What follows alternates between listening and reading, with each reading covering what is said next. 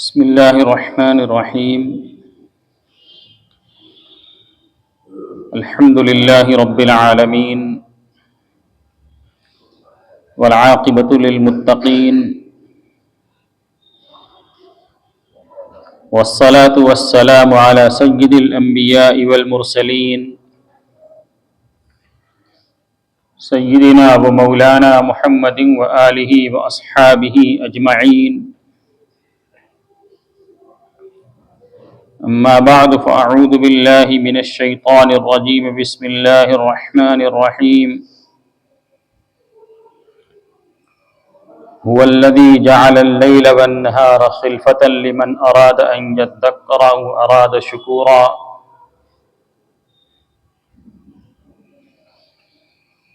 صدق الله العلي العظيم. وقال النبي صلى الله عليه وسلم: نعمتان مغبون فيهما كثير من الناس، الصحة والفراغ، أو كما قال عليه الصلاة والسلام.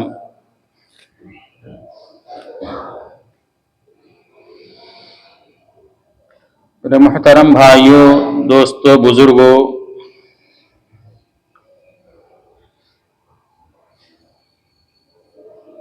انسانی زندگی کے اندر کچھ ایسے واقعات اور حالات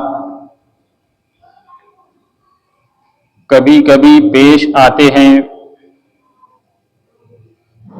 جو انسان کو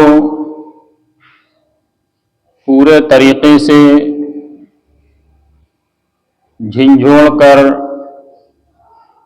اور ہلا کر رکھ دیتے ہیں.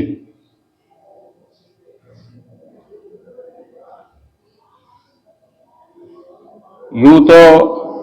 اس طرح کے حالات انفرادی طور پر سب کی زندگی میں مختلف اوقات میں آتے رہتے ہیں، لیکن ایک سال کا ختم ہو کر دوسرے سال کا شروع ہونا، یہ ان واقعات میں سے ہے جو پوری انسانیت کو جھنجھوڑنے کے لیے ہے. شرط یہ ہے کہ نصیحت حاصل کرنے والا دل ہو اور اپنے مقصد کو پہچاننے کا شعور پیدا ہو گیا ہو، تو یہ سال کا گزرنا اور سال کا پلٹ جانا یہ انسانیت کو جھنجھوڑ دینے والی چیز ہے. یہ دن، یہ رات، یہ آتے جاتے رہتے ہیں، لیکن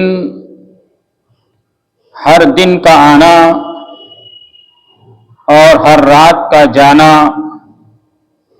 اور وقت کا گزرنا یہ انسانیت کے لیے ایک نصیحت ہے، اس کے لیے عبرت کا سامان ہے، اس کے لیے تنبیہ کا ذریعہ ہے، اس کو اپنے مقصد کی طرف متوجہ کرنے والی چیز ہے. پوری دنیا کے اندر نئے سال کے موقع کے اوپر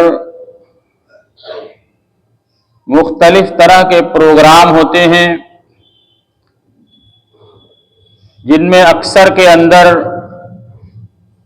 صرف موج مستی، لہو و لعب، رنگارینی اور ہر طرح کی عیاشی کا سامان وہاں پر مہیا ہوتا ہے. نئے سال کی آمد کے اوپر اسلام یہ ایسا مذہب ہے جو مسلمانوں کو ہر لمحے دوسروں سے ممتاز رکھتا ہے کہ اس دنیا کے اندر ہر چیز جو مسلمانوں کی زندگی کے اندر طاری ہونے والی ہے، ایمان والوں کے ساتھ پیش آنے والی ہے، وہ ایمان والوں کو اور مسلمانوں کو دوسروں سے ممتاز کرنے کے لیے ہے۔ یہ گزرتا ہوا وقت یہ انسانی زندگی کا ایک قیمتی سرمایہ ہے، متاع بے بہا ہے، اور خاص طور سے ان لوگوں کے لیے جن کو اللہ تبارک و تعالی نے ایمان کی دولت سے سرفراز فرمایا ہے، جن کا اس دنیا میں آنے کا مقصد ان کے سامنے بالکل واضح ہے کہ یہ دنیا ہمارے لیے ایک گزرگاہ ہے، یہ زندگی ہمارے لیے ایک مسافر کی زندگی ہے، دنیا ہمارے لیے ایک قید خانہ ہے، ہماری منزل نہیں ہے، ہمارا مقصد نہیں ہے، ہمارا اصلی ٹھکانہ نہیں ہے، یہ ایک گزرگاہ ہے، ہماری منزل کہیں اور ہے، ہمیں یہاں سے گزر کر جانا ہے۔ اس دنیا کے اندر ہمیں تیاری کرنے کے لیے بھیجا گیا ہے اس ہمیشہ ہمیش کے گھر کے لیے، اور یہاں کا وقت امتحان حال میں جو دیا ہوا وقت ہوتا ہے وہ وقت ہے جو 3 گھنٹے 3.5 گھنٹے کا وقت دنیاوی امتحان کے اندر ہوتا ہے۔ یہ ہماری زندگی اسی طریقے سے ایک امتحان کا وقت ہے، پرچہ ملا ہوا، اس کو حل کرنا اور حل کر کے اس جہاں سے دوسرے ہمیشہ ہمیش والے جہاں کے اندر جانا ہے۔ لہذا ہر گزرتا ہوا وقت ہمارے امتحانی وقت میں سے گھٹتا چلا جا رہا ہے، تو اس موقع کے اوپر ہمیں یہ محاسبہ کرنے کی ضرورت ہے کہ ہمیں جو سوال نامہ عطا کیا گیا ہے، سوال نامہ دیا گیا ہے، پرچہ سوال دیا گیا ہے، اس کو ہم نے کتنا حل کیا، کتنے سوالات کے جوابات ہم نے مرتب کیا، اور کتنا باقی ہے، ہم سے کتنے کا مطالبہ کیا گیا اور ہم کتنا اس سے دور ہیں۔ ہر گزرتے وقت کے ساتھ ہمیں اس کا محاسبہ کرنے کی ضرورت ہے۔ جیسے امتحان حال میں ایک بچہ بیٹھا ہوا ہو اور اس کو سوال نامہ دے دیا گیا اور کہہ دیا گیا کہ اس کو حل کرو، تو وہ حل کرنا شروع کرتا ہے، اور جب وقت گزرنے لگتا ہے تو پھر وہ ہر تھوڑی دیر کے بعد اپنی گھڑی دیکھتا ہے کہ کتنا وقت بچا ہوا ہے اور کتنے سوالات حل کرنا ہے، پھر وہ اسی طریقے سے کم وقت کے اندر کوشش کرتا ہے کہ کچھ مختصر کر کے کچھ دوسرے انداز میں کسی طرح سے اس کو مکمل کر دیا جائے۔ یہ دنیاوی زندگی بعین ہی اسی کی مثال ہے، اور ہر گزرتا وقت ہمارے لیے یہ پیغام دے رہا ہے کہ آپ کے جو وقت دیا گیا ہے اس کے اندر سے وقت گھٹتا چلا جا رہا ہے۔ تو یہ سال کا گزرنا اور کیلنڈر کے ایک ورق کو پلٹ دینا، یہ گویا ہماری زندگی کا 1 سال کم ہو گیا، ہم اپنی موت سے 1 سال قریب ہو گئے، ہم اپنے یہ امتحان ہم دے رہے ہیں، اس کا جواب اس کا جو نتیجہ ہمیں دیا جائے گا اس سے ہم قریب تر ہوتے چلے جا رہے ہیں، ہمیں جو موقع اور مہلت دیا گیا اس کے اندر سے یہ وقت کم ہوتا چلا جا رہا ہے، تو ہمیں محاسبہ کرنے کی ضرورت ہے۔ اللہ تبارک و تعالیٰ نے قرآن پاک کے اندر اور جناب رسول اللہ صلی اللہ علیہ وسلم نے احادیث مبارکہ کے اندر مختلف مواقع کے اوپر اور مختلف پیرائے میں وقت کی اہمیت کو سمجھایا ہے، انسانیت کو اس کی طرف متوجہ کیا ہے کہ ہم وقت کی قدر کریں۔ میں نے جو قرآن پاک کی آیت پڑھی خطبے کے بعد، اس کے اندر اللہ تبارک و تعالی ارشاد فرماتے ہیں هو الذي جعل الليل والنهار خلفة لمن اراد ان يذكر او اراد شكورا، کہ اللہ تبارک و تعالی وہ ذات ہے جس نے دن اور رات کو ایک دوسرے کے آگے پیچھے پیدا فرمایا، ایک دوسرے کے بعد وہ آتے جاتے ہیں، لمن اراد ان يذكر، اس شخص کے لیے جو نصیحت حاصل کرنا چاہے اور اس شخص کے لیے جو شکر گزار بننا چاہے، یعنی یہ دن رات کا آنا جانا یہ نصیحت حاصل کرنے کے لیے ہے کہ ہم اپنی موت سے قریب تر ہوتے چلے جا رہے ہیں، ہمیں جو وقت دیا گیا اس کے اندر تنگی بڑھتی چلی جا رہی ہے اور ہم اپنی منزل سے قریب ہوتے چلے جا رہے ہیں۔ ہم نے کیا عمل کیا، اس کا جائزہ لینے کے لیے ہر گزرتا دن ہمیں اس کی طرف متوجہ کرتا ہے۔ قرآن پاک کے اندر اللہ تبارک و تعالی نے دوسری جگہ ارشاد فرمایا، افحسبتم انما خلقناکم عبثا وانکم الینا لا ترجعون، کیا تم نے یہ گمان کر رکھا ہے کہ ہم نے تم کو یوں ہی بلا مقصد کے پیدا کیا ہے، عبث اور بیکار پیدا کیا ہے، تمہاری زندگی کا کوئی مقصد نہیں ہے اور تم ہمارے پاس لوٹ کر نہیں آؤ گے؟ یعنی اس کے اندر استفہام کے طور پر، سوال کے طور پر اللہ تبارک و تعالی نے فرمایا کہ تم یہ جو سمجھتے ہو کہ تمہیں بیکار پیدا کیا گیا ہے، ایسا نہیں ہے، تمہیں کسی مقصد کے تحت پیدا کیا گیا ہے اور تم لوٹ کر ہمارے پاس آؤ گے اور تم سے سوال کیا جائے گا کہ جس مقصد کے تحت تمہیں دنیا میں بھیجا گیا تو اس مقصد کے اوپر تم نے کتنا وقت لگایا، اس مقصد کے اوپر کتنا کاربند رہے، ایک ایک لمحے کے بارے میں سوال ہوگا۔ ایک حدیث کے اندر جو مشہور حدیث ہے، لن تزال قدم ابن آدم یوم القیامت حتی یسأل عن خمس، کہ قیامت کے دن اللہ تبارک و تعالیٰ کی بارگاہ سے، اللہ کے سامنے سے کسی ابن آدم کا قدم ہٹ نہیں سکتا، ٹل نہیں سکتا، یہاں تک کہ اس سے 5 سوال نہ کر دیے جائیں۔ وہ 5 سوال کیا ہوگا؟ پہلا سوال ہوگا عن عمرہ فیما افناہ، اپنی عمر کہاں لگائی،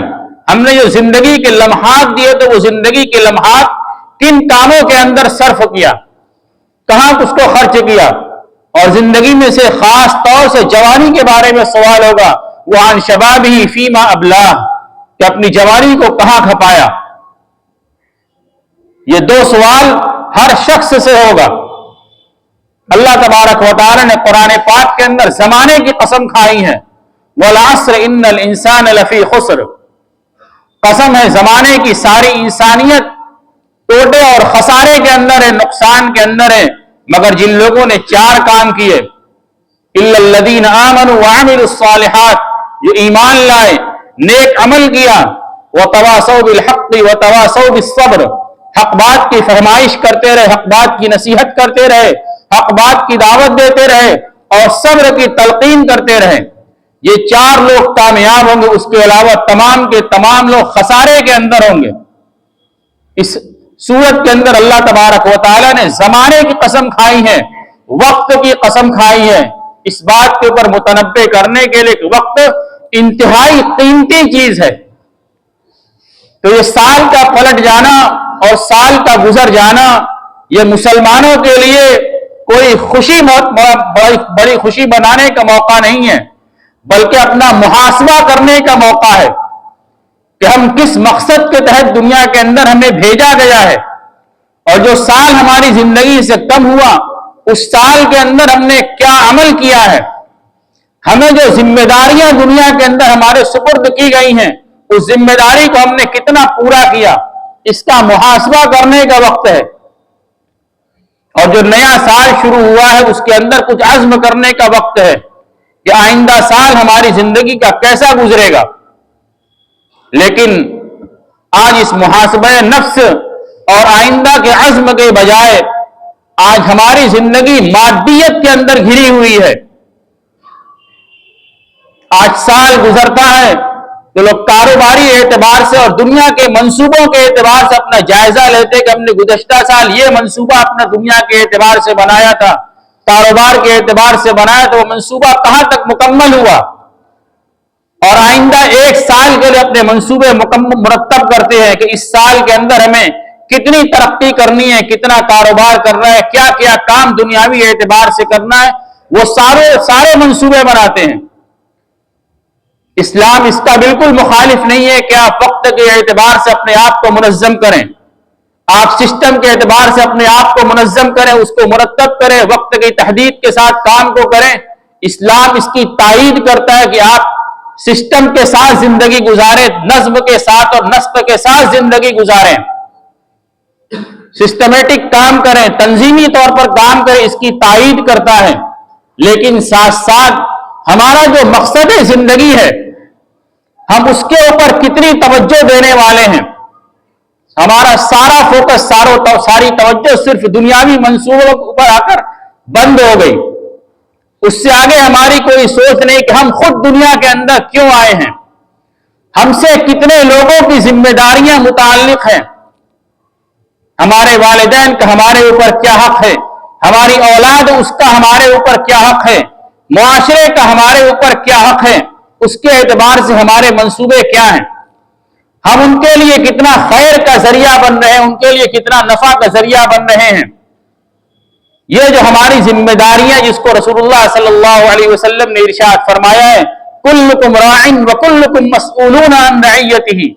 کہ تم میں سے ہر ایک ذمہ دار ہیں اور ہر ایک سے اس کی ذمہ داری کے بارے میں سوال کیا جائے گا۔ اس کا ہم نے کتنا جائزہ لیا، اس پر ہم نے کتنا عمل کیا، کتنے لوگوں کے حقوق کو ہم نے ادا کیا جو ہماری ذمہ داری تھی، کسی کو تربیت دینا، کسی کو صحیح طریقے سے پروان چڑھانا، کسی کو نفع پہنچانا، کسی کی زندگی بنانا، اپنے معاشرے کے لیے، اپنے ملک و ملت کے لیے نفع بخش بننا، یہ ہم سب کی ذمہ داری ہے۔ ہم نے اس پر کتنا عمل کیا، خدمت خلق کے اندر ہمارا کتنا حصہ رہا، اس کا جائزہ لینے کا وقت ہے کہ ہم اپنے لیے بھی نفع بخش بنیں، دوسروں کے لیے بھی نفع بخش بنیں، خدمت خلق کے اندر اپنا حصہ ڈالیں۔ یہ اپنے لیے نفع بخش بننا اور دوسروں کے لیے نفع بخش بننا، یہ اس بات کی گارنٹی ہے کہ ہمارا وجود دنیا کے اندر باقی رہے گا اور ہمارے وجود کو دنیا والے تسلیم کریں گے۔ یہ قرآن پاک کا پیغام ہے کہ جو دوسروں کے لیے نفع بخش بنتا ہے، اللہ تبارک و تعالی اس کو دنیا کے اندر قرار اور مقصد اور دوام عطا فرماتے ہیں۔ وَأَمَّا مَا يَنْفَعُ النَّاسَ فَيَمْكُثُ فِي الْأَرْضِ، کہ جو لوگوں کے لیے نفع بخش بنتا ہے وہ زمین کے اندر قرار پاتا ہے، وہ زمین کے اندر اس کو ٹھہراؤ نصیب ہوتا ہے۔ یہ اللہ تبارک و تعالی نے ایک پیغام دیا ہے اور ہماری ذمہ داری اسی اعتبار سے کہ ہم لوگوں کے لیے نفع بخش بنے، لوگوں کے لیے کارآمد بنے۔ آپ رسول اللہ صلی اللہ علیہ وسلم کی سیرت کو اٹھا کر دیکھیے، صحابہ کرام کی زندگی کو پڑھیے کہ انہوں نے دنیا والوں کو کتنا نفع پہنچایا، اپنی جان کے ذریعے، اپنے مال کے ذریعے، اپنی صلاحیت کے ذریعے، اپنے ہر چیز کو لوگوں کے نفع کے لیے انہوں نے قربان کر دیا۔ ان کی آخرت کی زندگی بھی بن جائے، ان کی دنیا کی زندگی بھی بن جائے، ہر اعتبار سے سیرت مصطفی کے اندر اور صحابہ کرام کی زندگی کے اندر آپ کو یہ پیغام انتہائی وسعت کے ساتھ ملے گا۔ یہی ہماری زندگی کا مقصد ہے۔ ہم نے اس اعتبار سے اپنی زندگی کا کیا جائزہ لیا کہ جو وقت گزر گیا، جو سال گزر گیا، ہم نے اپنی ذمہ داری کو کہاں تک ادا کیا، اور جو سال شروع ہوا ہے اس کے اندر ہم اس ذمہ داری کو کتنا ادا کریں گے، اس کا محاسبہ کرنے کی ضرورت ہے، اس کو عزم کرنے کی ضرورت ہے۔ اللہ تبارک و تعالیٰ سے دعا گو ہوں کہ اللہ تبارک و تعالیٰ ہماری گزری ہوئی زندگی کے اندر جو کمیاں اور کوتاہیاں ہیں، اللہ تبارک و تعالیٰ ان کو معاف فرمائے اور آئندہ زندگی کے اندر اپنے مقصد کے مطابق زندگی گزارنے کی توفیق عطا فرمائے، اور جو ذمہ داریاں ہیں ان ذمہ داریوں سے عہدہ بر ہونے کی توفیق عطا فرمائے۔ وآخر دعوانا ان الحمد للہ رب العالمین۔